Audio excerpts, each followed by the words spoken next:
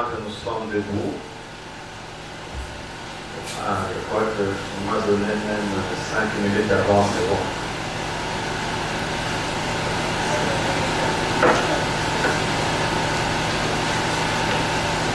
Nous allons lire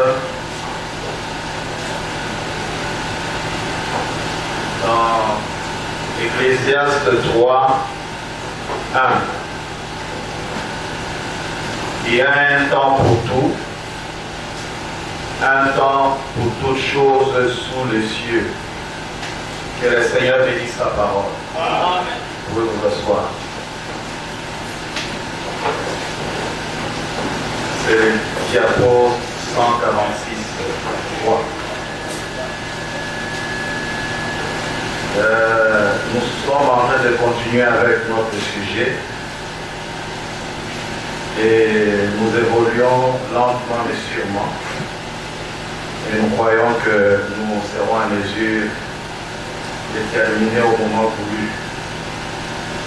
Nous sommes en train de voir les temps. Je vais un peu récapituler pour que vous soyez en mesure de comprendre où nous sommes déjà.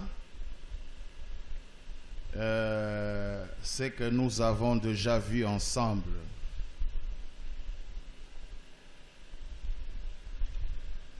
Voilà, le point là, 146. Vous allez remarquer, nous avons vu d'abord que Dieu était le Dieu de tous les hommes. Il ne faisait pas de distinction. Il se reconnaissait comme étant le Père de tout humain, la race d'Adam. Après les péchés de la tour de Babel, Dieu a regretté. Alors il a abandonné toute l'humanité. Il s'est choisi un seul homme. Parce que nous avons appelé la grâce imméritée. Ce n'est pas parce que cet homme était meilleur, mais tout simplement la grâce de Dieu s'est imposée et il est devenu le Dieu d'Abraham. Sur toute la terre, Dieu ne reconnaissait qu'un seul homme.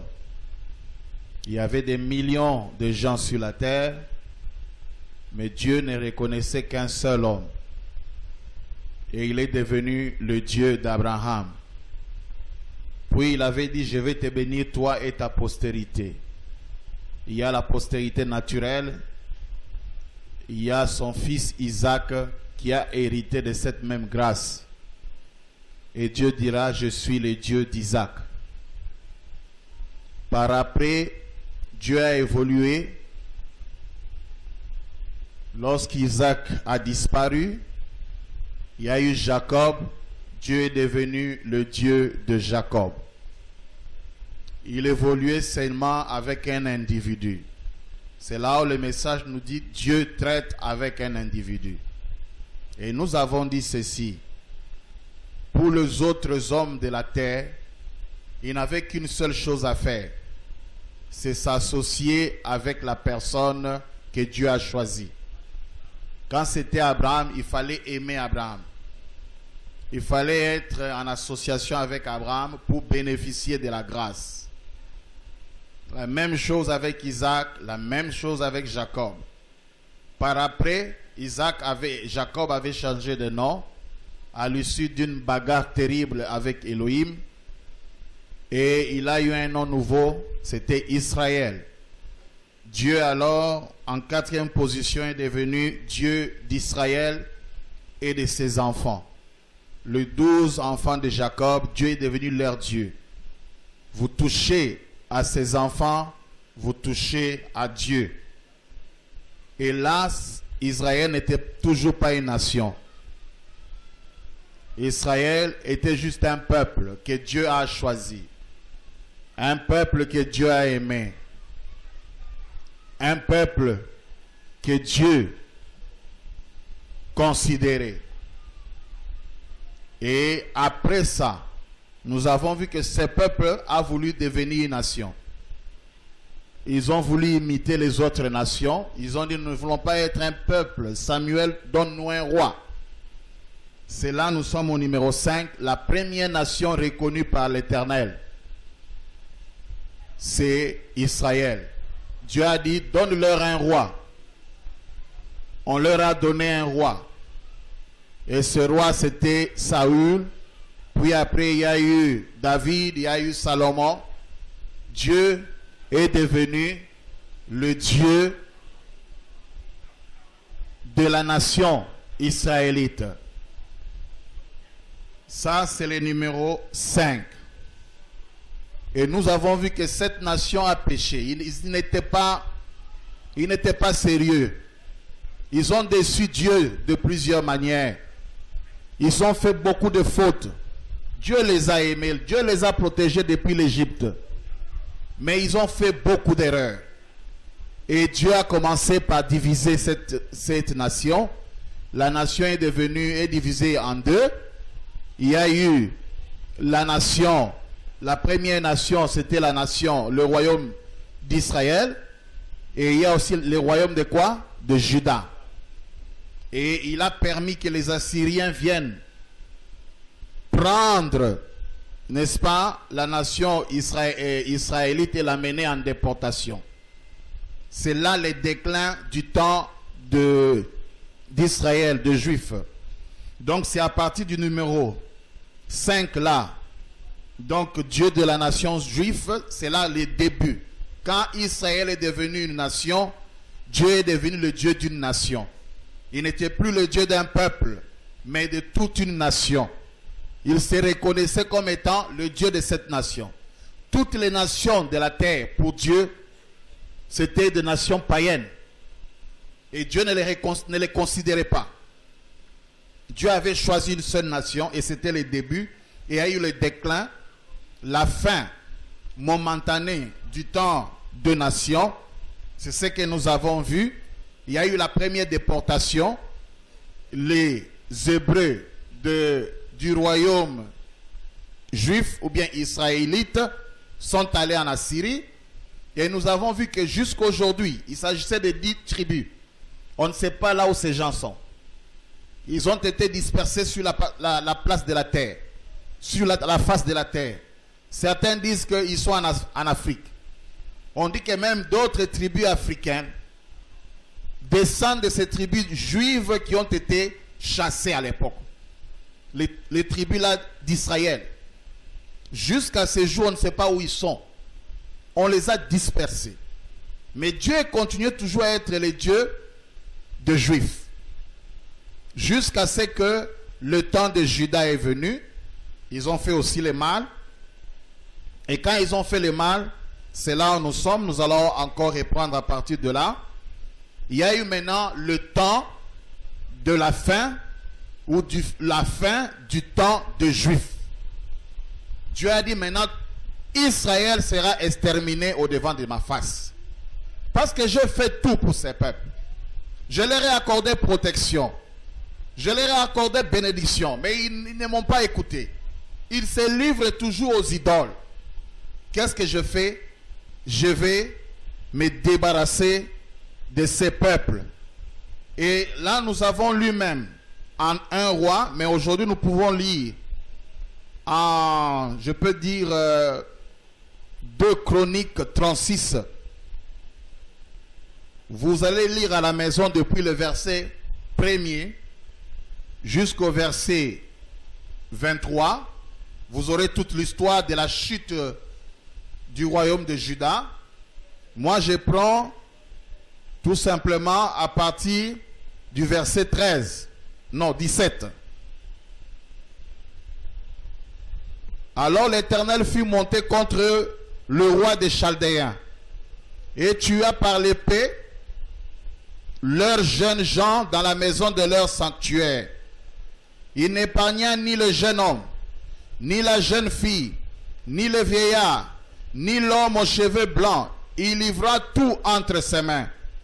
Nebuchadnezzar emporta à Babylone tous les ustensiles de la maison de Dieu, grands et petits, les trésors de la maison de l'Éternel, et les trésors du roi et de ses chefs, Ils brûlèrent la maison de Dieu. Ils démolirent le muraille de Jérusalem. Ils livrèrent au feu tous ses palais et détruisirent tous les objets précieux. Nebuchadnezzar amena captifs à Babylone ceux qui échappèrent à l'épée, et ils lui firent assujettis, à lui et à ses enfants, jusqu'à la domination du royaume de Perse, afin que s'accomplisse la parole de l'Éternel prononcée par la bouche de Jérémie, jusqu'à ce que le pays eût joui de ses sabbats. Il se reposa tout le temps qu'il fut dévasté, jusqu'à l'accomplissement des 70 ans. Voilà. Lorsque ce roi Nebuchadnezzar est venu en Israël, dans Juda, il y avait un prophète du nom de Jérémie. Ce prophète avait déjà prédit la chose, et ce prophète avait dit, vous irez à Babylone pendant 70 ans. En français belge, on dira comment? 70 ans. Vous irez là en captivité. Retenez déjà, Jérémie a fait sortir le terme 70. Il dit, quand vous irez, c'était déjà par présage aux 70 semaines. Est-ce que vous suivez? Il dit, quand vous irez en captivité, vous ne resterez pas là éternellement. Vous ferez 70 ans. Excusez. Voilà. La prophétie de Jérémie était que ce peuple allait faire 70 ans seulement. Mais il y avait un contradicteur qui était venu, et ce contradicteur s'appelait Anania, un autre prophète. Lisons d'abord là où Jérémie a parlé des 70 ans. Nous sommes dans Jérémie 25, 9 à 12, parce que nous faisons une étude. Écoutez, ça c'est Jérémie. J'enverrai chercher tous les peuples du septentrion, dit l'Éternel, et j'enverrai auprès de Nebuchadnezzar, roi de Babylone, mon serviteur. Je le ferai venir contre ces pays et contre ses habitants. C'est la prophétie de Jérémie. Et contre toutes ces nations alentour, afin de les dévouer par interdit, et d'en faire un objet de désolation et de moquerie, des ruines éternelles.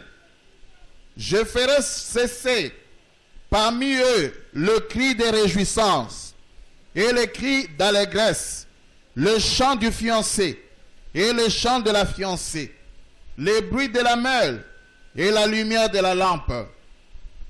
Tous ces pays deviendra une ruine, un désert, et ces nations seront asservies au roi de Babylone pendant 70 ans.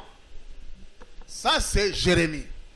Comme vous avez fait ça, vous irez en captivité. Et je dis, lorsqu'il a dit 70 ans, il y avait déjà là la fondation de 70 semaines de Daniel. Parce que 70 semaines de Daniel, c'est le temps d'asservissement du peuple hébreu dans le monde. Les Hébreux devaient souffrir pendant les 70 semaines de Daniel. Et la 70e semaine de Daniel, c'est le temps de la délivrance des Hébreux. Vous êtes avec moi? Alors Jérémie dira, vous allez faire 70 ans là-bas. Mais Anania, un autre prophète, comme il y a toujours des contradicteurs, si vous voyez dans Jérémie 28, 1 à 11, vous verrez ce fameux prophète Anania qui est venu dire non. Moi, Dieu m'a parlé. Ce n'est pas 70 ans. C'est 2 ans seulement. Nous sommes en Jérémie 28, 1 à 11. Dans la même année, au commencement du règne de Sédécias, roi de Juda, le 5e mois de la 4e année, Anania, fils d'Azur, prophète de Gabon, médit dans la maison de l'Éternel en présence des sacrificateurs et de tout le peuple Ainsi parle l'Éternel des armées, le Dieu d'Israël. Je brise les joues du roi de Babylone, encore 2 années, et je fais revenir dans ce lieu tous les ustensiles de la maison de l'Éternel que Nebuchadnezzar, roi de Babylone, a enlevé de ces lieux, qu'il a emporté à Babylone. Et selon l'histoire, il y a eu, selon la Bible, il y a eu maintenant contradiction. Les gens disaient non, on va faire seulement 2 ans. Jérémie a dit, si moi j'ai menti, alors vous verrez. On a mis même Jérémie en prison. Il a été arrêté à cause de ça. D'accord? Et d'ailleurs, William Branham le dit. Lisons maintenant le message. Nous sommes dans les instructions de Gabriel à Daniel. À partir du paragraphe 74. Alors Daniel, oh là là, il avait commencé à voir que le moment approchait, tout comme nous aujourd'hui. Daniel a commencé à comprendre, a-t-il dit, par la lecture des livres. Et la première année du règne de Daniel, moi Daniel, j'ai compris par le livre qu'il devait s'écouler 70 ans pour la ruine de Jérusalem, d'après le nombre des années. Vous êtes avec moi? Dont l'Éternel avait parlé par le prophète Jérémie. Jérémie, en 606 avant Jésus, avait prophétisé qu'à cause de leurs péchés et de leur impiété, ils y resteraient 70 ans. Vous vous souvenez? Il y a un autre prophète qui est apparu à cette époque-là. Son nom m'échappe, mais nous avons lu dans la Bible, n'est-ce pas? Branham dit son nom m'échappe, nous avons vu dans la Bible, c'est Anania. Son nom m'échappe en ce moment. Je peux peut-être vous le trouver dans quelques minutes, si je cherche un peu. Mais lui, il est venu et il a dit, Jérémie, tu as tort. Dieu va laisser Israël là-bas pendant seulement tant de jours, pendant environ 2 ans. Jérémie a dit qu'il en soit ainsi. Amen. Amen. Il a dit, mais attends un peu. Toi et moi, en tant que prophète, on va vérifier ça ensemble. Il a dit, souviens-toi. Voilà. Il y en a qui ont prophétisé avant nous et qui ont dit des choses qui étaient fausses. Ça, c'est Jérémie qui dit à Anania. Et ils ont eu affaire à Dieu pour avoir dit des choses fausses. Alors, soyons bien certains. Mais moi, le Seigneur Dieu m'a dit qu'il reste 70 ans. Dieu a frappé ces faux prophètes. Il lui a ôté la vie la même année. Anani était mort. Lorsqu'on contredit un prophète ou un, il n'y a que la mort qui vient. Alors, lorsque ce roi babylonien est venu, je vous ai dit, la Bible nous dit, ils ont brûlé le temple de Salomon. Ils ont tout détruit. Ils ont pris les biens du temple, ils ont emporté. Même leur calice, leur coupe, ils commençaient à boire avec comme ils veulent. Ils ont pris parmi les gens qui ont été déportés. Il y avait Daniel, d'accord? Il y avait Abednego, il y avait Meshach et Shadrach, je crois. Il les a pris, les compagnons de Daniel, et beaucoup d'autres. Ils sont devenus des esclaves. Israël était maintenant détruit. Le drapeau d'Israël avait disparu. Leur monnaie disparue. La nation israélite avait fait quoi? Disparu. C'était là le déclin. C'était là la fin du temps de Juifs. Maintenant écoutez. C'est en ce moment que commence le temps de nation. Dieu tourne le dos aux Juifs maintenant.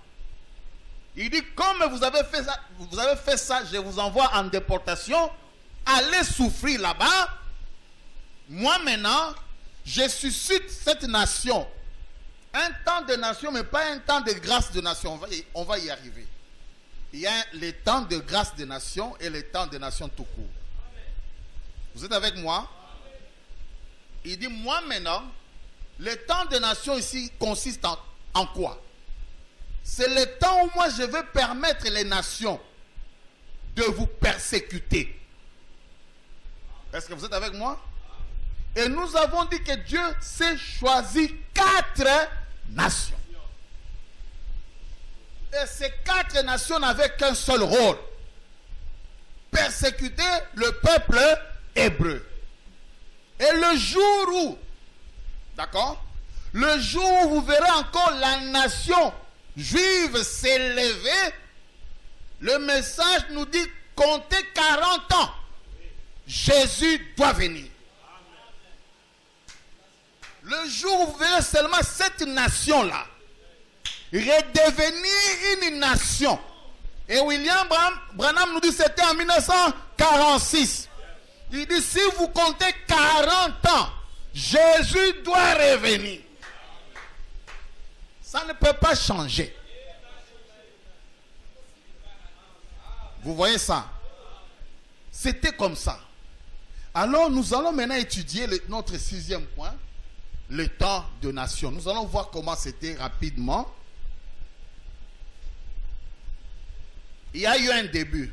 Nous l'avons déjà dit ici, le début du temps de nation. C'était la destruction d'Israël. Avec quel roi? Voilà. Regardez. Il y a d'abord le prophète Daniel. Quand il était là-bas, en Babylone, malgré la souffrance, il ne s'était pas découragé. Il ne faisait que prier. Il était consacré. Il s'est donné à l'Éternel. Et il était, n'est-ce pas, particulier. Mais il s'est fait que le roi Nebuchadnezzar a eu un songe qui a retracé les 4 nations. Et c'est ce que nous allons lire. C'est une longue lecture. Daniel 2. Là, les Hébreux sont où? En captivité. Daniel est là-bas à Babylone et puis le roi a un songe. 31 à 45. Alors il a raconté ce songe-là. Il a dit aux gens: si vous ne me racontez pas, vous ne me donnez pas la signification de ce songe, je vais vous tuer. D'abord, la première chose, il leur a dit, il ne leur a même pas raconté les songes. Il leur a dit: je connais les songes que j'ai eus, mais je ne vous les dis pas. Vous, dites-moi d'abord le songe, et par après, expliquez-moi. Et après avoir dit ça, il avait invité tous les charlatans de Babylone, tous les magiciens et féticheurs, et il était devant là. D'ailleurs, ces charlatans étaient très joyeux. Ils pensaient qu'ils allaient participer à une fête. Comme ici, imaginez que le président invite tous les pasteurs. Hein, n'est-ce pas? On s'est dit peut-être à la fin, on va sortir chacun avec une enveloppe kaki. D'accord? Ils sont allés là nombreux. Et quand ils sont arrivés là, le roi leur a dit ce que je vous dis ici. Il a dit: bon, si je vous ai appelé, en fait, j'ai eu un songe. Mais ce songe-là m'échappe. Alors je vous demande, vous, à me dire d'abord mon songe et à l'interpréter. Et il termine en disant: si vous ne le faites pas, vos maisons seront détruites et ça sera le lion, on va commencer à jeter dans une poubelle publique. Il y a eu des problèmes. Le roi, le prophète, le magicien était maintenant inquiet. Il commençait à appeler. Il leur a donné un délai jusqu'à ce qu'ils ont cherché maintenant Daniel. Et là où nous allons lire, c'est Daniel qui parle maintenant. Daniel, comme il était l'aigle, comme il volait très haut, il vient, il dit: ô roi, tu regardais et tu voyais une grande statue. Cette statue était immense et d'une splendeur extraordinaire. Elle était debout devant toi. et son aspect était terrible. La tête de cette statue était d'or pur. Sa poitrine et ses bras étaient d'argent. Son ventre et ses cuisses étaient d'airain. Ses jambes de fer, ses pieds en partie de fer et en partie d'argile. Tu regardais lorsqu'une pierre se détacha sans le secours d'aucune main, frappa le pied de fer et d'argile de la statue et les mit en pièces. Alors le fer, l'argile, l'airain, l'argent et l'or furent brisés ensemble et devinrent comme la balle qui s'échappe du nerf en été. Le vent les emporta et nulle trace n'en fut retrouvée. Mais la pierre qui avait frappé la statue devint une grande montagne et remplit toute la terre. Voilà le songe. Nous en donnerons l'explication devant le roi. Ô roi, tu es le roi des rois. Il faut être flatteur lorsqu'on est devant. Hein? Tu es le roi des rois. Car le Dieu des cieux t'a donné l'empire, la puissance, la force et la gloire. Il a remis entre tes mains, en quelque lieu qu'ils habitent, les enfants des hommes, les bêtes des champs et les oiseaux du ciel, et il t'a fait dominer sur eux tous. C'est toi qui es la tête d'or. Après toi, il s'élèvera un autre royaume, moindre que le tien. Puis, un troisième royaume qui sera d'airain, qui dominera sur toute la terre. Il y aura un quatrième royaume, fort comme du fer. De même le fer brise et rompt tout, il brisera et rompra tout, comme le fer qui met tout en pièces. Et comme tu as vu le pied et les orteils en partie d'argile, de potier, et en partie de fer, ce royaume sera divisé. Mais il y aura en lui quelque chose de la force du fer, parce que tu as vu le fer mêlé avec l'argile. Et comme le doigt de pied était en partie de fer et en partie d'argile, ce royaume sera en partie fort et en partie fragile. Tu as vu le fer mêlé avec l'argile, parce qu'ils se mêleront par des alliances humaines, mais ils ne seront point unis l'un à l'autre, de même que le fer ne s'allie point avec l'argile. Dans le temps de ce roi, le Dieu des cieux suscitera un royaume qui ne sera jamais détruit et qui ne passera point sous la domination d'un autre peuple. Il brisera et anéantira tous ces royaumes-là et lui-même subsistera éternellement. C'est ce qu'indique la pierre que tu as venu se détacher de la montagne sans le secours d'aucune main, et qui a brisé le fer, l'airain, l'argile, l'argent et l'or. Le grand Dieu a fait connaître au roi ce qui doit arriver après cela. Le songe est véritable et son explication est certaine. Mais un autre roi aussi, Beltchassar, si j'ai bien prononcé le nom, roi de Babylone, qui était venu après, il a aussi eu un autre songe, mais ce roi n'a vu que les animaux.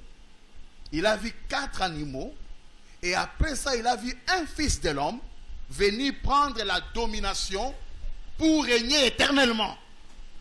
Là, nous lisons ça dans Daniel 7. Daniel 7, 1 à 28. Serrez la ceinture, nous sommes en train d'étudier ensemble, n'est-ce pas?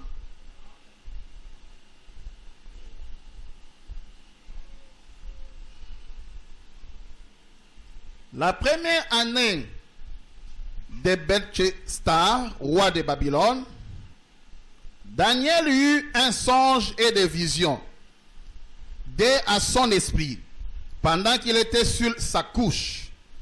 Ensuite, il écrivit les songes et raconta les principales choses. Daniel commença et dit, « Je regardais pendant ma vision nocturne, et voici les 4 vents de cieux firent irruption sur la grande mer, et 4 grands animaux sortis de la mer, différents l'un de l'autre. Le premier animal, écoutez, était semblable à un lion et avait les ailes d'aigle. Est-ce que vous avez déjà vu un tel animal? Oui, Tianchi. Tianchi avait leur totem, c'était ça, un lion avec les ailes d'aigle. Je regardais jusqu'au moment où ses ailes furent arrachées et il fut enlevé de terre et mis debout sur ses pieds comme un homme. Et un cœur d'homme lui fut donné.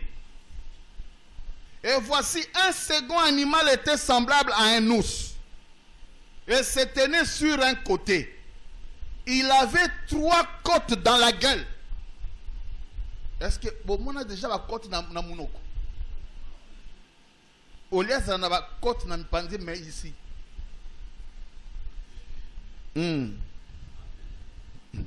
Il avait 3 côtes dans la gueule entre les dents. Et on lui disait, lève-toi, mange beaucoup de chair. Après cela, je regardais, et voici un autre était semblable à un léopard. Et avait sur le dos 4 ailes, comme un oiseau. Cet animal avait 4 têtes. Et la domination lui fut donnée. Après cela, je regardais pendant mes visions nocturnes. Et voici, il y avait un 4e animal. Terrible, épouvantable et extraordinairement fort. Cet animal maintenant, on ne lui a pas donné le nom ici dans Daniel. Il n'a pas de nom. Partout là, on a cité le nom. Mais ici, là on dit lion, comme avec des ailes d'aigle. Après on a dit quoi? L'ours avec des côtes dans ses bouches, dans sa bouche. Et après le léopard avec 4 ailes mais plusieurs têtes.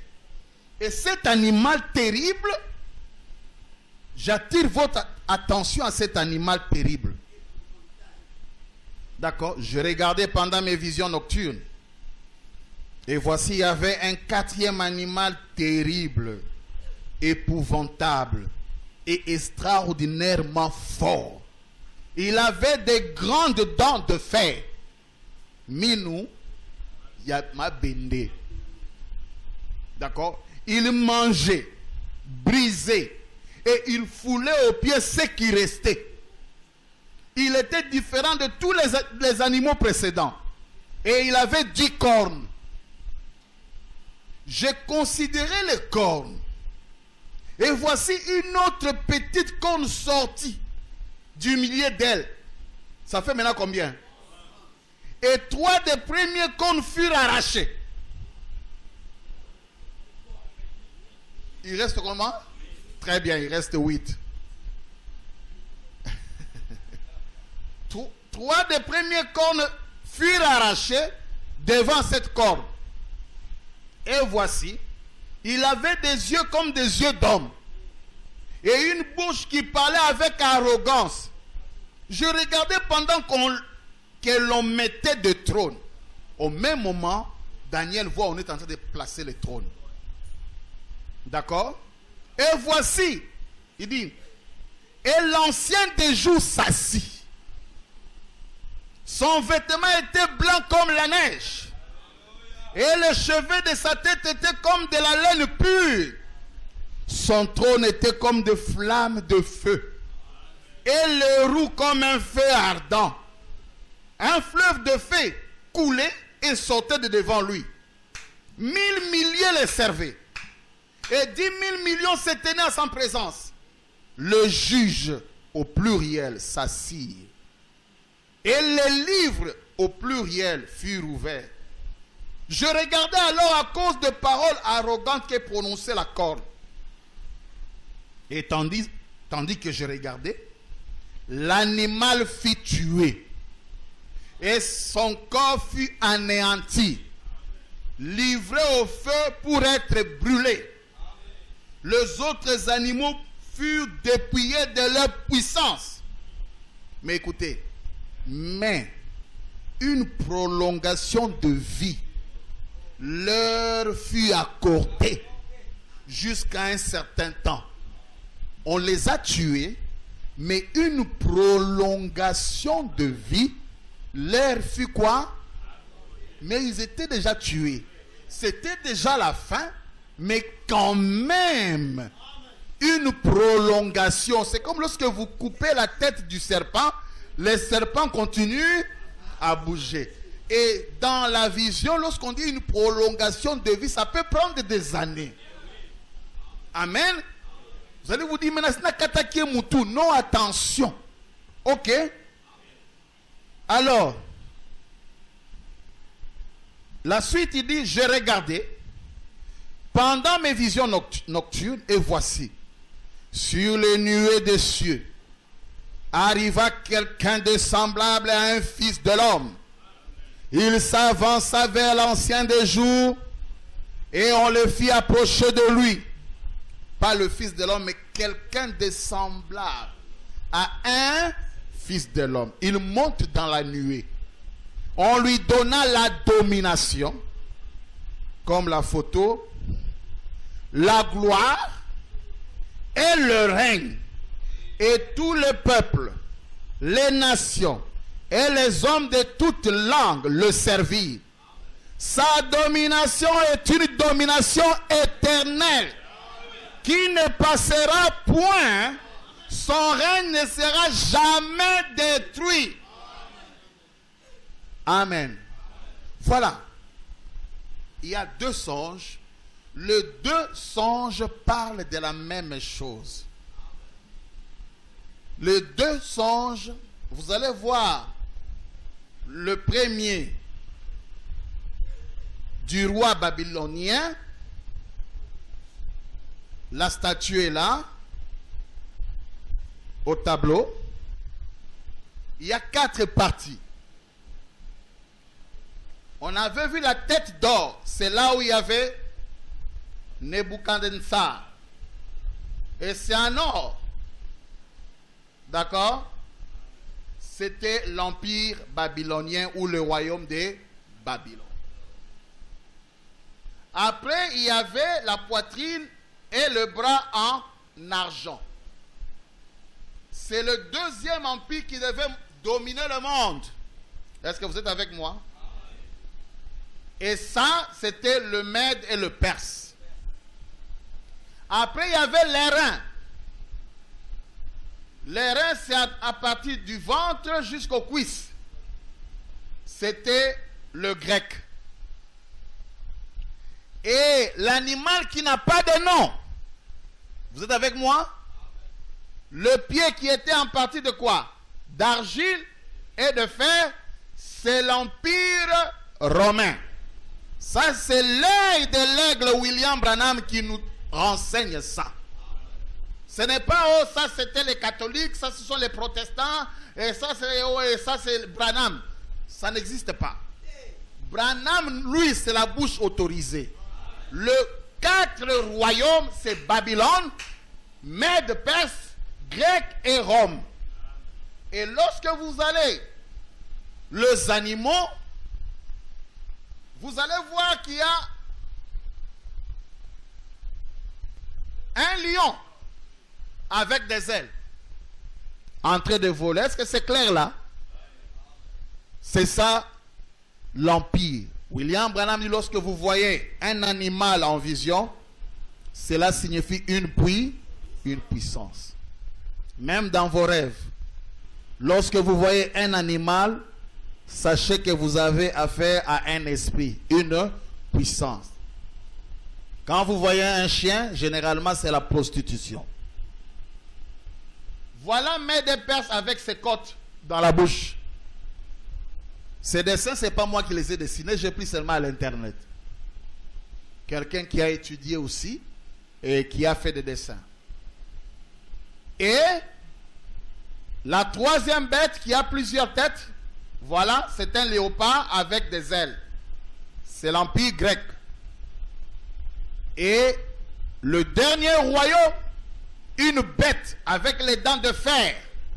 Avec combien de cornes? 11 cornes moins 3. Et c'est l'Empire romain. Vous êtes avec moi? Donc, le deux songes, nous allons maintenant lire William Branham par rapport à ces deux songes. Pour l'écouter lui-même.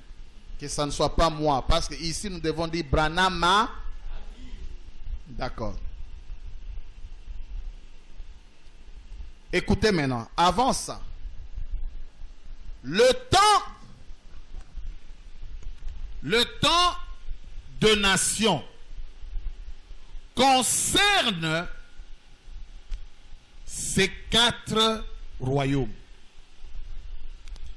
Ces 4 royaumes sont le royaume qui ont dominé la terre. Les 4 grands royaumes qui ont dominé la terre. En dehors de ces 4 grands royaumes, il n'y a pas d'autres royaumes. Vous allez dire, oh la Russie, oh les États-Unis. En dehors de ces royaumes, il n'y a pas un royaume qui a dominé à part ces royaumes. Et on va le prouver. Est-ce que vous êtes avec moi?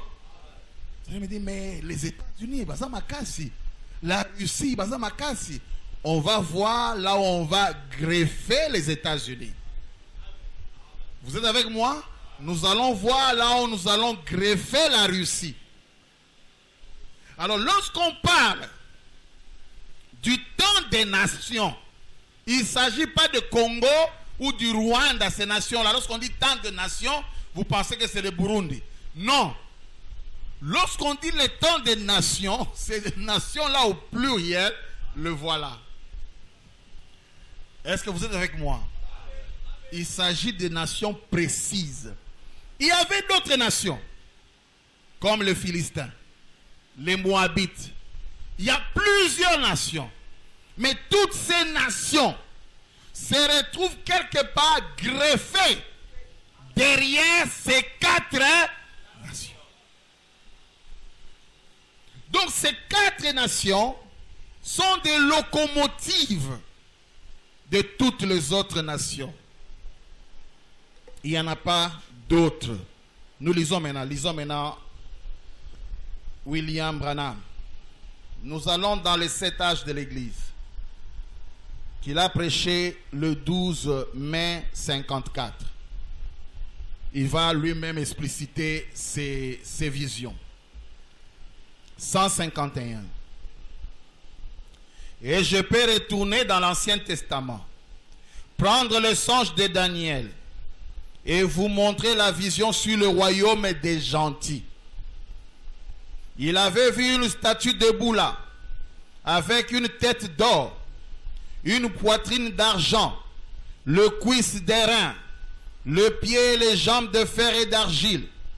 Et il lui a été montré comment chacun de ces royaumes succéderait à l'autre. Voilà, c'est un élément que je devais dire. C'est-à-dire, chaque royaume venait après l'autre. Le premier, c'est Babylone. Le deuxième, c'est Mède et Perse. Le troisième, c'est Grec. Et le dernier, c'est Romain. D'accord. Exactement comme la Bible le dit. Et regardez la tête d'or, c'est Babylone. Amen. Le Mède et le Perse, les Grecs et l'Empire romain. L'Empire romain, écoutez, s'est divisé en 2 royaumes. Le pied était d'argent, de fer plutôt.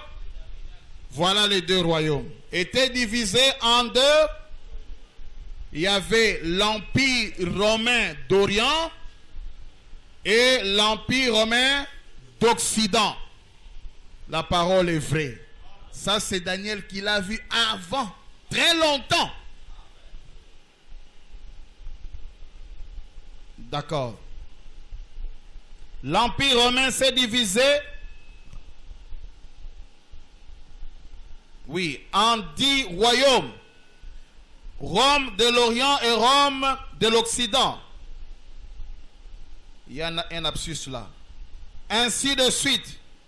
Et il y avait le fer et l'argile qui ne peuvent pas se mélanger. Le protestant et le catholicisme sous la même domination des gentils. Il a dit qu'ils essaieront même de briser l'un la puissance de l'autre en se mariant entre eux, exactement ce qu'ils font aujourd'hui exactement. Et ce royaume-là, au jour de ce roi, le Dieu du ciel a détaché une pierre de la montagne sans le secours d'aucune main. Elle a frappé cette statue au pied et a brisé tout le royaume des nations. Et le royaume de Christ a régné et a dominé et il a grandi. Il a rempli la terre, la mer et les cieux. Le royaume des nations ont disparu comme du chaume, comme la balle dans l'air en été. Quel tableau nous sommes en train de vivre? Branham dit, c'est vrai. Nous prenons le début et la fin de la dispensation des gentils. Prêché le 9 janvier 55. À partir du paragraphe 7.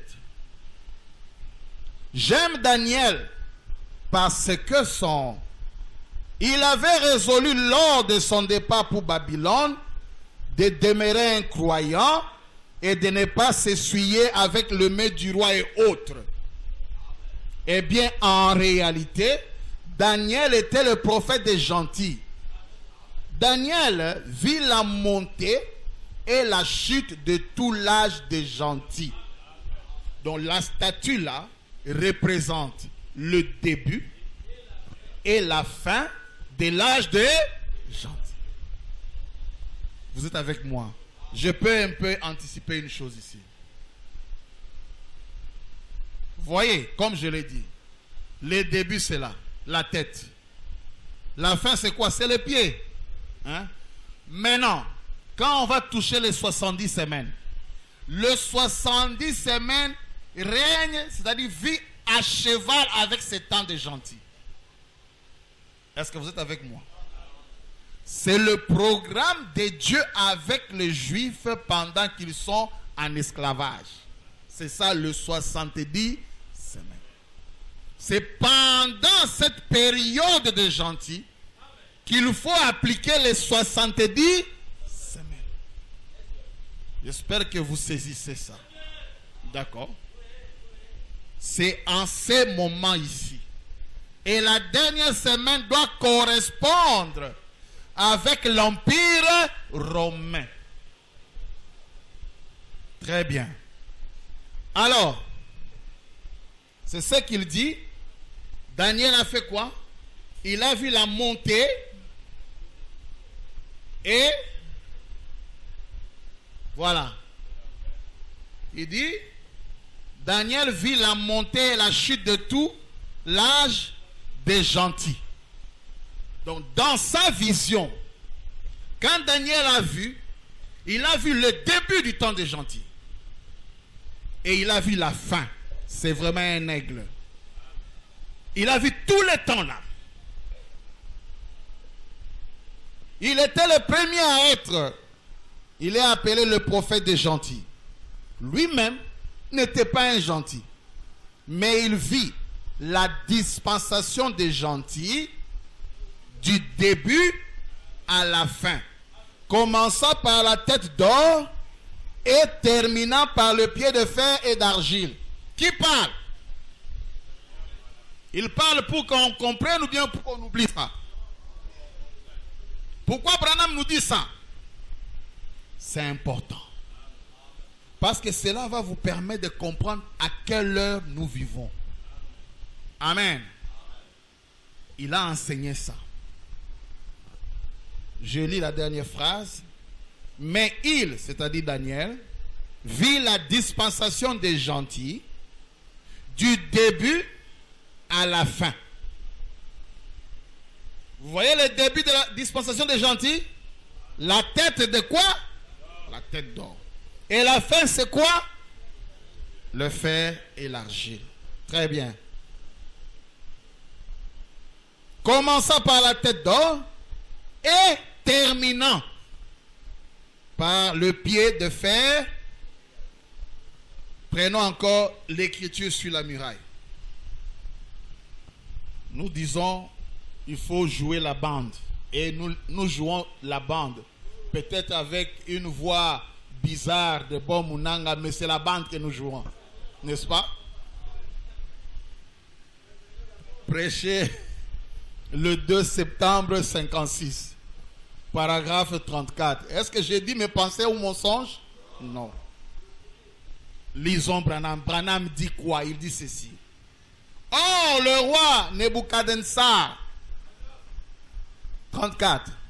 C'est ça au tableau d'ailleurs. Si ce n'est pas clair, on doit arranger. Était un homme hautain. Il a dit, regardez ce que je fais. Alors le Seigneur lui a donné un songe et cela l'a troublé. Alors il a vu une grande statue. Nous connaissons bien cette statue. Et remarquez la précision de la parole éternelle de Dieu. Le roi Nebuchadnezzar a vu une statue ayant une tête d'or. La poitrine à ses niveaux était d'argent. Et ses cuisses étaient d'airain. Et ses pieds étaient de fer et d'argile. Maintenant observez ces royaumes. Le métal le plus doux c'est l'or. Le suivant plus dur que ça c'est l'argent. Le suivant c'est l'airain. Et le plus dur de tous c'est le fer. Et le fer est le plus dur. Et remarquez comment le monde des gentils a commencé. Cela a commencé par être doux. Ensuite, ça a commencé à se durcir de plus en plus. Jusqu'à ce que finalement c'est devenu de l'argile et du fer mélangés ensemble. Chacun de ces royaumes. Maintenant, pensez-y. Il y a 2500 ans, un seul homme avait résolu de servir le Seigneur et de ne pas s'essuyer. C'est une prédiction à point nommé de ces jours-ci. Et tout autre âge a succédé parfaitement. Comme le royaume babylonien serait emporté, les Médo-Perses allaient régner, puis la Grèce a été conquise, Rome a régné dessus, et Rome s'est divisée en deux pieds. C'était la Rome orientale et la Rome occidentale. D'accord? Et chez les Romains, il y aura deux différentes églises parmi les gentils. L'une serait catholique et l'autre protestante. Le fer de l'église catholique romaine et l'argile de l'église protestante. Comment elles ne se mélangeraient pas? Mais elles mêleraient leurs semences, se mariant entre eux et cherchant à briser l'un la puissance de l'autre. C'est tout à fait parfait, exactement comme Dieu avait dit qu'il arriverait. Maintenant, nous avons les 4 royaumes qui dominent les temps de gentils. Est-ce que, mes soeurs, vous avez retenu ça? On peut les citer. Babylone, Mède, Perse, Grèce et Romains. Mais la vision a montré qu'il y a un 5e royaume. Et le 5e royaume vient comme une pierre qui vient sans les secours d'aucune main. Amen. La venue du 5e royaume.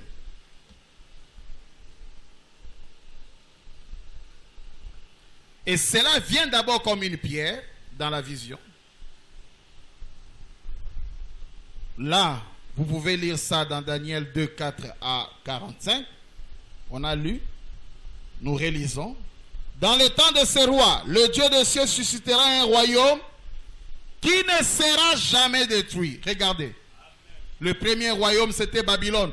ça a été détruit. Le deuxième, c'était quoi? Mède et Perse, ça sera détruit. Ça a été détruit. Le quatrième, Grèce, détruit. Le dernier, Romain.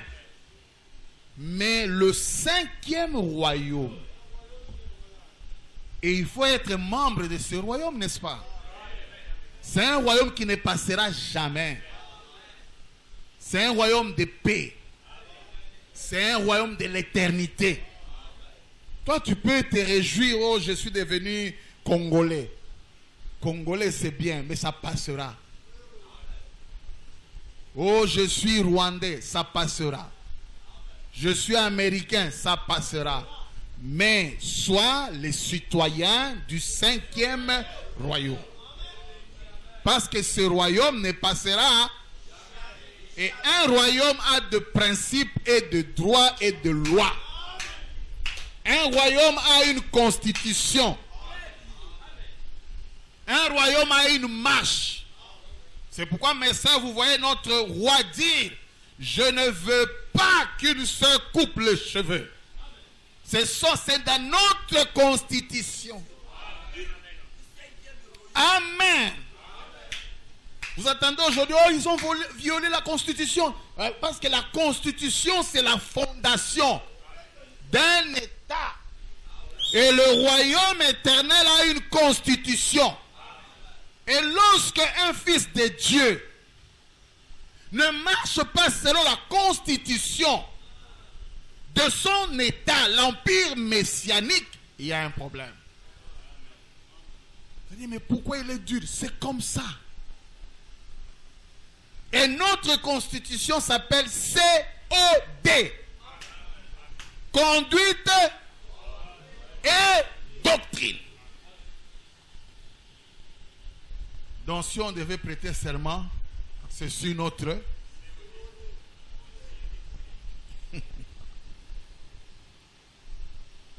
Et Daniel 2, 45, c'est ce qui indique la pierre que tu as vue se détacher de la montagne sans laisser coup d'aucune main. Est-ce qu'il y a une main qui l'a aidé? Et qui a brisé le fer, les reins, l'argile, l'argent, l'or.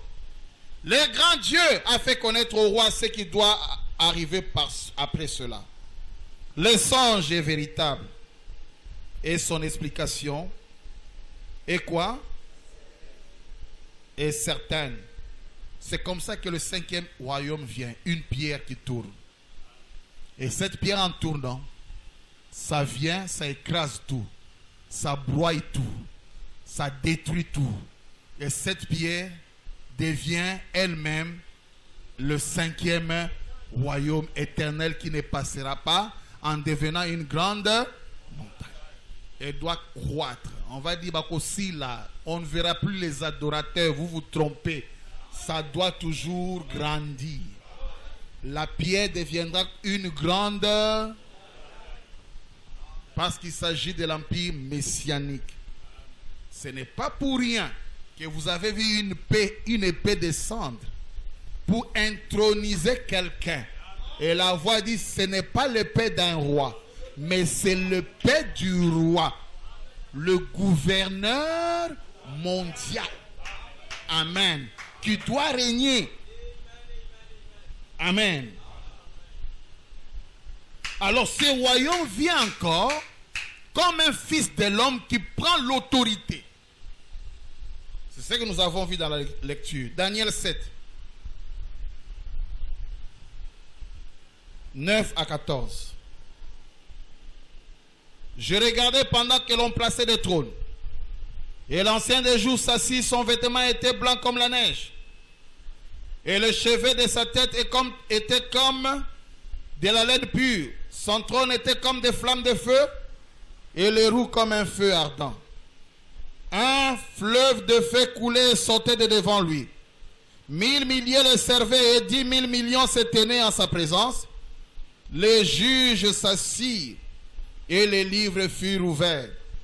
Je regardais alors à cause des paroles arrogantes que prononçait la corne, et tandis que je regardais, l'animal fit tuer, son corps fit anéantir, livré au feu pour brûler. Les autres animaux furent dépouillés de leur puissance, mais une prolongation de vie leur fut accordée jusqu'à un certain temps. Je regardais pendant mes visions nocturnes et voici sur les nuées de cieux arriva quelqu'un de semblable à un fils de l'homme. Il s'avança vers l'ancien des jours, voilà, et on le fit approcher de lui. On lui donna la domination, la gloire et le règne, et tout le peuple, les nations et les hommes de toutes langues les servirent. Autrement, ils sont devenus ses sujets. Autrement, ils ont dit, nous sommes tes sujets. Tous les hommes de la terre, s'il vous plaît. Est-ce que vous avez lu? Tout le peuple, les nations et les hommes de toutes langues, Swahili, Lingala, Chiluba, doivent chanter. Sa domination est une domination éternelle. La pierre montre le royaume, mais ici, on montre le roi de ce royaume. Les deux passages parlent de la même chose. Du côté de la pierre, on montre le royaume. Du côté des animaux, on montre le roi de ce royaume, qui aura une domination éternelle, qui ne passera point. Et son règne ne sera jamais détruit. C'est ça. Maintenant, écoutez. Cette pierre a des caractéristiques. Quand cette pierre descend, comme la science a montré, longtemps je suivis à la télé, j'étais surpris. Les gens intelligents, c'était un documentaire. Ils ont trouvé que la création que nous avons pouvait venir d'un météore, une pierre qui roulait dans l'espace. Et quand cette pierre roulait dans l'espace, ça jetait de l'eau. Et la vie venait de là. Je dis, c'est pas vraiment différent de la parole. William Branham dit, lorsque Dieu a dit que la lumière soit, et que le logos était sorti, il a dit ça, il a dit qu'il y a eu une explosion. Et il a dit, des pierres commençaient à sauter, c'était des planètes. Il dit, une pierre est allée très loin, le logos l'a arrêté. Et une autre pierre commençait à aller, le logos l'a arrêté. Et William Branham dit, il écrivait sa première Bible, qui était les zodiaques. Alors cette pierre qui descend a des caractéristiques. Elle a la force, écoutez, de tout broyer et tout écraser. Mais elle est aussi aimante, comme l'aimant. Vous connaissez l'aimant? Ça attire. Mais l'aimant n'attire pas le bois. Ata ocheba bois plastique, non, il faut le métal. Oh, mais c'est quelque chose d'extraordinaire, hein? L'huile n'a pas besoin de descendre. Il est là tout simplement. Si tu es métal, pouf, tu montes. Et cette pierre a cette caractéristique. Ça broie tout. Et puis ça aimante. Amen. Dans la 70e semaine de Daniel, paragraphe 140. Je me souviens de la fois où je suis allé à la fabrique. Ici, j'ai regardé ça. Alors qu'ils taillaient différentes choses. Il y avait tous les déchets de fabrication par terre. Les déchets, la poussière. Et ils ont balayé tout ça. Une grosse pierre est venue attraper ça. Une grosse pierre aimantée. Elle a attrapé tout ça parce que ça s'y aimantait. Il faut que nous soyons aimantés à cette pierre principale. Cette pierre principale, c'est le Saint-Esprit, Christ. Et chacun de nous, nous avons cette aimantation du Saint-Esprit. Quand cette pierre frappera la statue, l'église ira vite s'y réfugier. Elle retournera dans la gloire. Elle sera emportée au moment de l'enlèvement des saints, quand elle partira ces jours-là. Donc quand ça vient, ça écrase les autres, mais ça enlève l'Église. C'est cette pierre, elle fait cette double fonction. Elle est aimante, elle attire. Si tu es un morceau de bois, tu ne verras pas ça. Tu vas toujours attendre, mais ça ne viendra pas. Mais si tu es un morceau de fer, la révélation doit t'emporter. Amen. Maintenant, nous allons poser une question. Est-ce que cette pierre, est-ce qu'elle est déjà venue? Qui peut me répondre ici? Nous sommes aujourd'hui en 2021. Est-ce que cette pierre qui est aimante, cette pierre, dès que cette pierre vient, elle vient faire quoi? On verra. Elle a des missions. Mettre fin au temps de... Est-ce que cette pierre était déjà venue? Qui répond? Oui, là-bas. Était déjà venue. Quand?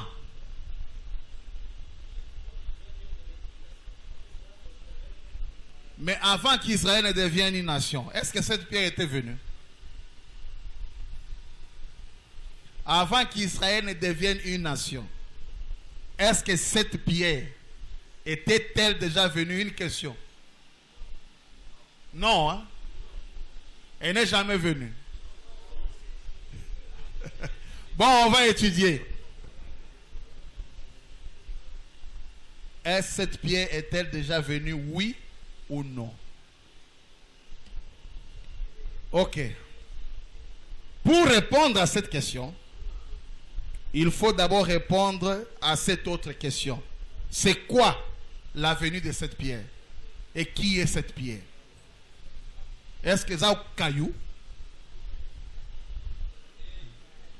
La marque de la bête. Du 13 mai 54, paragraphe 154. Tout croyant orthodoxe ici sait que le règne des nations a commencé avec le roi Nebuchadnezzar. Est-ce vrai? Tout croyant orthodoxe sait cela. Et le roi Nebuchadnezzar avait eu une vision.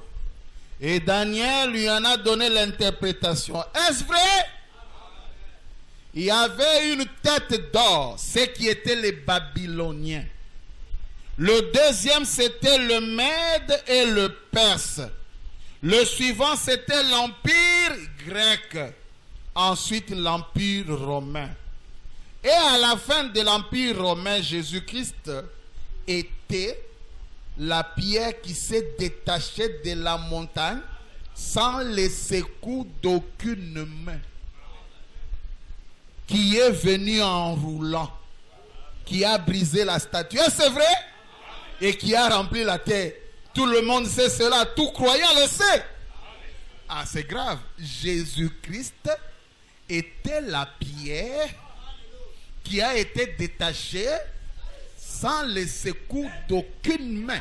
C'est là où maintenant je deviens jésuite. Vous êtes avec moi?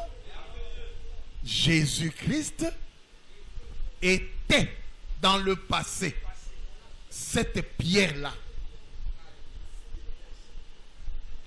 Regardez, même au paradis, on a reconnu Jésus comme étant cette pierre. Quand Jésus est mort, il est allé prêcher où? En enfer, au paradis. Écoutez, dans Israël, à la main rouge, prêché le 26 mars 53, paragraphe 72. Alors vint Jésus, on raconte comment Jésus est descendu au paradis. C'est lui qui était promis. Ils l'ont traité comme il était dit qu'il le ferait. Oh, il est tué, il mourut. Son âme descendit dans le séjour des morts. Il prêcha aux âmes en prison Il a arraché les clés de la mort et du séjour des morts. Quand il a arraché cette clé, il a remis ça encore quel jour pour encore mourir. Il a arraché quoi? La clé de la mort. Comment il peut mourir? Et du séjour des morts, des mains du diable. Il revint le matin de Pâques. Et comme il passait par le paradis, il frappa la porte. Alléluia. Je l'entendais dire, mes enfants. Abraham dit, qui est-ce? Il dit, c'est moi, ta postérité. La postérité d'Abraham. Daniel dit, qui est-ce?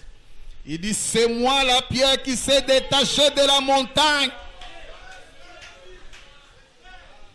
Jésus était qui?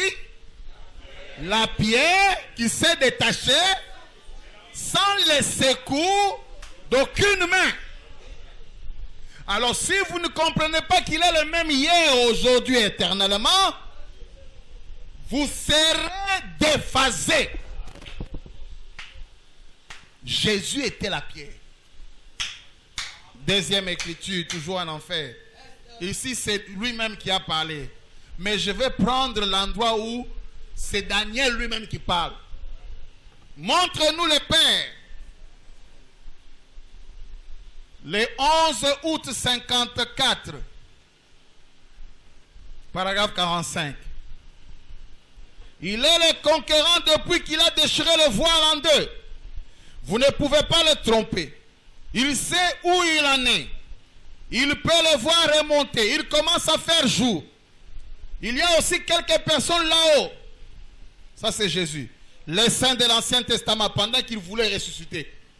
À comment il n'a eu le cas pour revenir sur la terre? Il s'est rappelé, hey, il y a des gens ici. S'il n'avait pas oublié de Abraham, mais il s'est, oh, comment je vais ressusciter vite comme ça? Il y a des gens ici.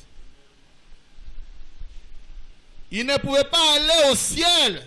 Il devait rester au paradis parce que le sang de taureau et de bouc n'ôtait pas le péché.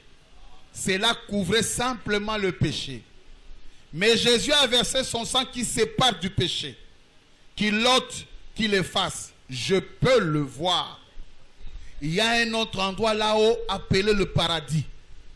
Je peux entendre la porte. Là, il n'y avait pas la joie. Ça fait des trous, mais des années. Ils sont restés là des années. Des années. Et le diable avait autorité sur eux. Vous vous souvenez de Samuel, non? Lorsque Saoul est allé chercher à rencontrer Samuel. Une sorcière. Hein? Un prophète de Dieu. Ils étaient prisonniers. Et toutes les âmes prisonnières qui meurent aujourd'hui, le sorcier peut les amener ou vous les appelez les fantômes. Est-ce que vous êtes avec moi? Samuel, on te cherche. Yaka. Ils étaient là. Je peux entendre la porte. Quelqu'un dit, qui est là? Ouvrez la porte. Abraham dit, Sarah, viens. Viens Sarah. Voici l'homme que j'avais reçu ce jour-là sous la chaîne. Qui avait le dos tourné. Voici l'homme qui a dit, je reviendrai à cette même époque, Sarah aura un fils. Hein? Les autres, les Jérémie, Abraham. Parce que Abraham qui était certainement le chef là-bas. C'était lui qui a ouvert la porte.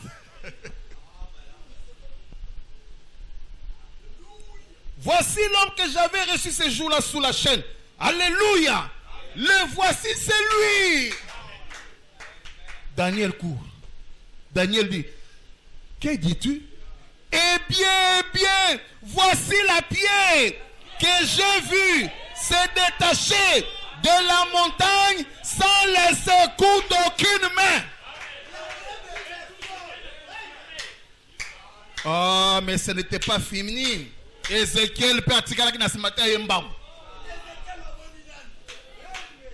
dit, oh, je l'ai vu. Il était dans le ciel. Le nuage était comme de la poussière sous ses pieds. Chacun l'a vu selon la révélation de son temps. Le même Dieu. Chacun. Vous voyez? Maintenant, je pose la question. Est-ce que la pierre était venue déjà ou non?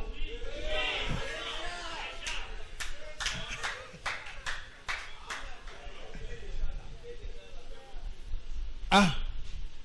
Et le message nous dit que la venue de cette pierre devait correspondre parfaitement avec la prophétie. Il devait trouver sur la terre le Romain. Mais il y a une grande question à nous poser. La pierre avait des missions. La première, cette pierre en venant, elle doit trouver le pied. Quoi, l'empire? Elle doit écraser le royaume de nations. Est-ce que Jésus avait écrasé? Bon, comment on va répondre?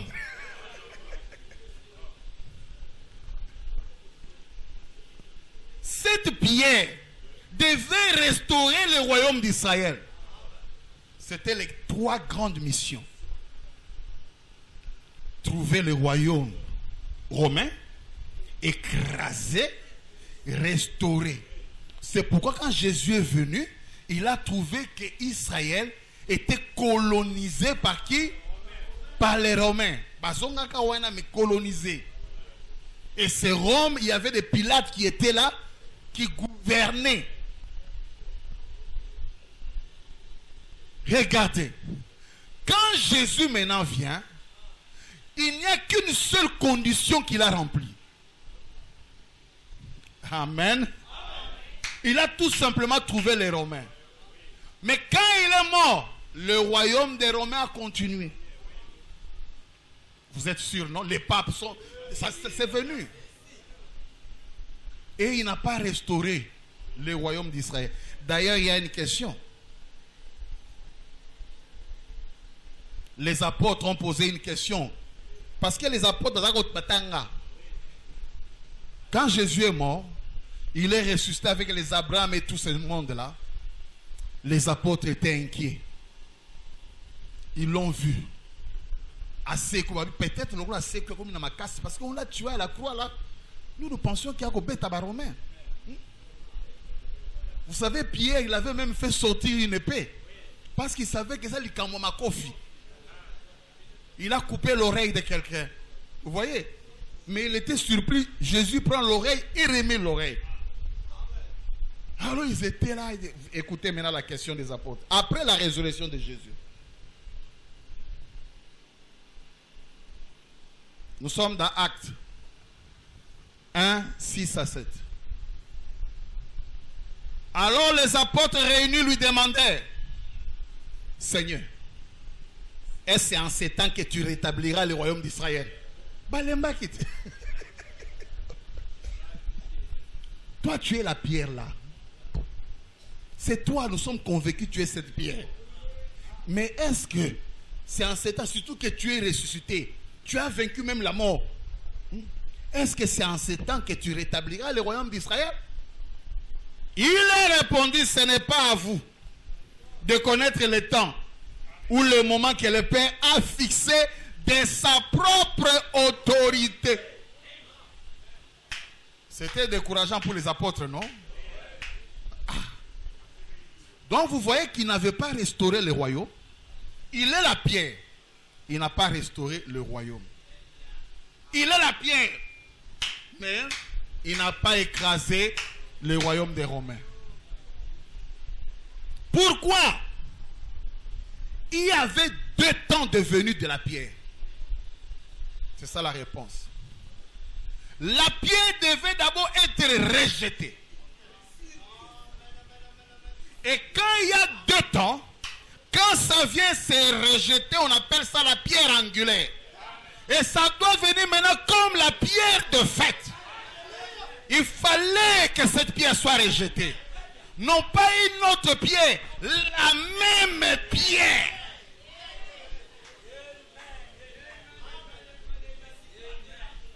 Amen.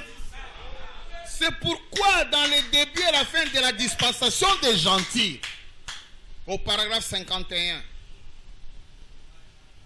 il est dit, remarquez, ensuite au milieu de tout cela, Daniel vit la statue jusqu'au moment où une pierre se détacha de la montagne, se détachant sans les secours d'aucune main, et roula vers la statue, et la brisa, et rendit comme la paille qui s'échappe d'une aire en été, et qu'emporte le vent. Et cette pierre devint une grande montagne qui couvrit toute la terre et la mer. C'était la venue du Seigneur Jésus. C'était au passé. La venue du Seigneur Jésus qui est maintenant imminente. Hein? C'était le passé, la venue du Seigneur Jésus, mais qui est imminente. Le 2 temps. Le 2 temps, c'est la pierre qui vient, devait être rejetée selon le prophétie d'autres prophètes. Comme qui? Amen.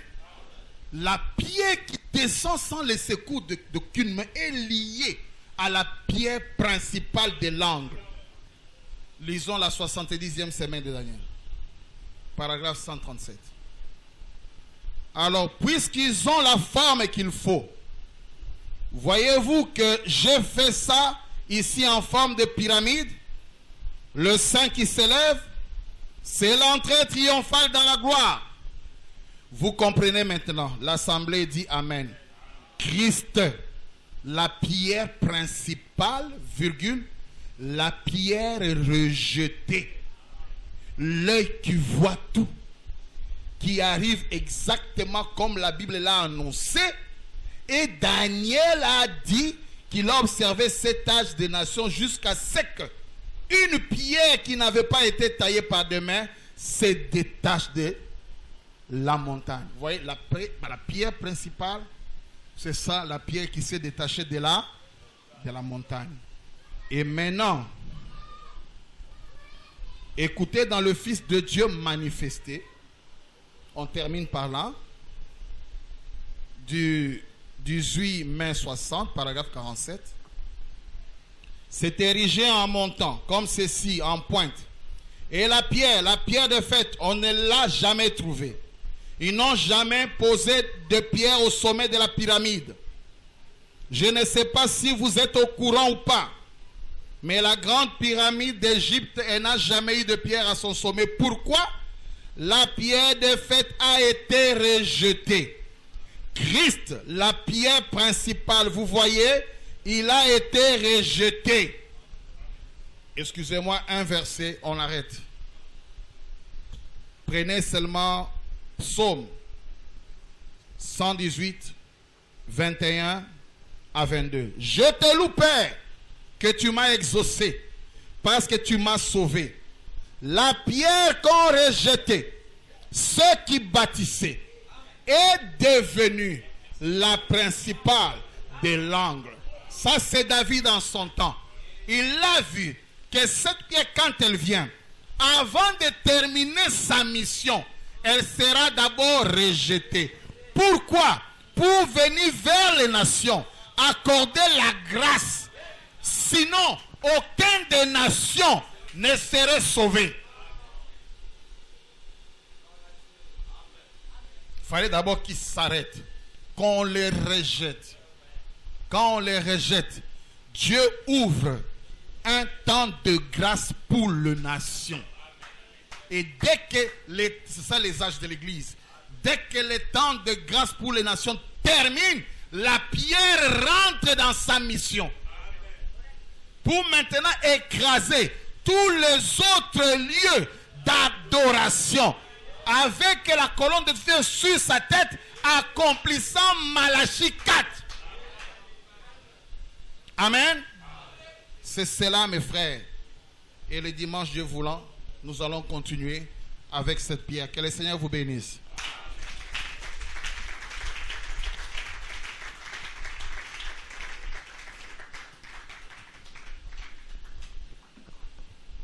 Je suis le croyant de William.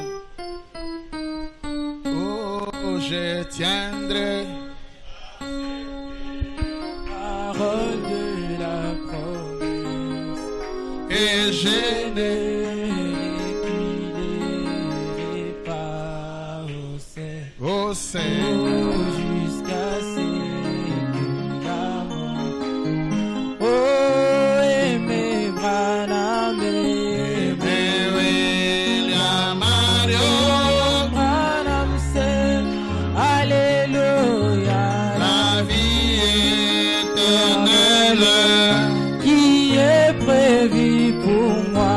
Oh, aimé William Marion Branham, Branham, c'est la victoire. oh, la vie